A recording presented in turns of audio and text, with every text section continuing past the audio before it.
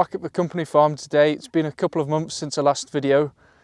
Quite a lot's happened since then. Obviously it's coming up towards the end of July and harvest is very much upon us. As you can see, the spring barleys and everything is in ear. The winter barleys, they've been sprayed off at the start of the week, so now a countdown to harvest has officially started for us here. So the oilseed rape isn't ready to spray off yet, but we'll continue to monitor this closely over fairly regularly over the next week or so.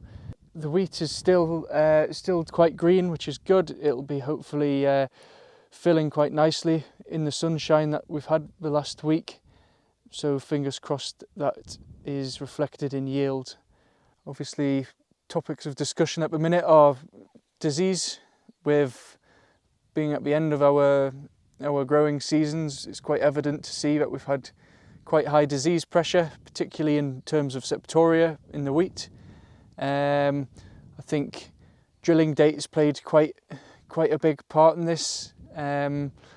We drilled our wheat here in the middle of the second week of September, so the risk is quite high, and even though we had quite a cold, dry start to the spring, it's quite clear to see there's been quite high septoria pressure. So in hindsight, I'm really quite pleased we used a robust T1 fungicide, followed by a very robust T2. So the disease control's been quite good in the wheat. In terms of the spring barley, we're seeing a little bit of ramularia. Obviously, with the loss of chlorothalonil, we are struggling for disease control from ramularia due to resistance. So we're just going to have to watch this space. On the whole, here at the company farm, things seem to be okay, but elsewhere in the countryside, we have been seeing ramularia in spring barleys. Obviously, looking forward, we're starting to plan for next season. We've been to quite a number of variety trials to look at wheat varieties.